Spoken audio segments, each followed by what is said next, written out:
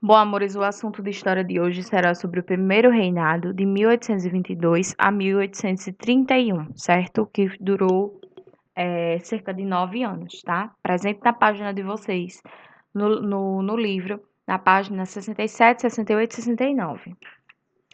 Com a independência em 1822, o Brasil tornou-se uma monarquia. Dom Pedro foi aclamado imperador do Brasil, recebendo o título de Dom Pedro I. O período em que ele permaneceu no poder, de 1822 a 1831, recebeu o nome de Primeiro Reinado. O Primeiro Reinado foi um momento bastante conturbado, marcado, por exemplo, pela insatisfação de algumas províncias que eram comandadas por tropas portuguesas e não aceitavam a independência, além de oposições políticas internas. Em 1823, foi convocada uma assembleia para elaborar a primeira Constituição brasileira. Constituição é o conjunto de leis que regem um país, tá? Essa assembleia era composta por ricos proprietários de terras e grandes comerciantes, não havendo nenhum representante do povo.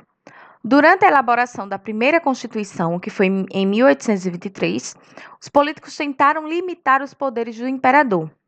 Ele não concordou, desfez a Assembleia e escolheu pessoas de sua inteira confiança para elaborar uma nova Constituição.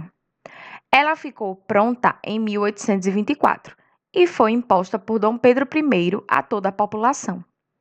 Quando a Constituição é imposta por uma pessoa apenas, dizemos que foi outorgada. Quando é discutida por representantes da população, dizemos que a Constituição foi promulgada. A Constituição de 1824 estabelecia a monarquia hereditária como sistema de governo, que nas eleições só poderiam votar homens livres e com renda determinada, excluindo do voto as mulheres, homens livres e pobres e os escravos.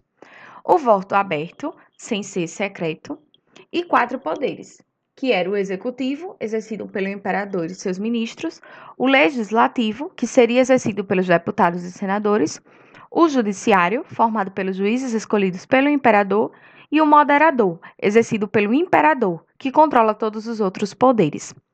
A existência do poder moderador gerou muita satisfação, porque concentrava todo o poder nas mãos do imperador. Muitos brasileiros ficaram descontentes com as atitudes autoritárias do imperador nessa época. Confederação do Equador. Revolta iniciada em Pernambuco, mas que foi se espalhando por várias províncias do norte e nordeste do país, como a Paraíba, Rio Grande do Norte, Piauí e Ceará. A Confederação do Equador recebeu esse nome porque algumas províncias se situavam próximas à linha do Equador. Objetivos da revolta: convocação de uma nova Assembleia, para a elaboração de uma nova Constituição, formação de um governo independente da região, acabar com o tráfico de escravos, diminuir a interferência do governo central nas províncias. O líder do movimento foi o Frei Joaquim do Amor Divino, conhecido como Frei Caneca, que contou com a ajuda de outros nomes importantes, como Cipriano Barata e Paz de Andrade. Em setembro de 1824, as forças de repressão ao movimento dominaram Recife e Olinda, e depois o Ceará. As penas impostas aos revoltosos foram muito severas. Frei Caneca foi condenado à forca, porém acabou sendo fuzilado diante de recusa dos carrascos em executar a ordem. Frei Caneca ficou conhecido em nossa história como símbolo do ideal de liberdade. A insatisfação do povo brasileiro com o autoritarismo do imperador era cada vez maior. Dom Pedro I resolveu abdicar no dia 7 de abril de 1831, quando Dom João VI morreu. Dom Pedro I resolveu voltar para Portugal, deixando o trono para o seu filho, Pedro de Alcântara, que tinha apenas 5 anos de idade, ficando sob a responsabilidade de José Bonifácio, até que atingisse a maioridade. O governo ficou nas mãos dos regentes e assim terminou o primeiro reinado.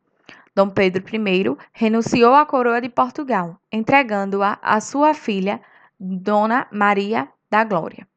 Curiosidades. O nome de batismo de Dom Pedro I é Pedro de Alcântara, Francisco Antônio, João Carlos, Xavier de Paula, Miguel Rafael, Joaquim José, Gonzaga, Pascoal Cipriano, Serafim de Bragança e Bourbon. Bom, amores, qualquer dúvida no WhatsApp.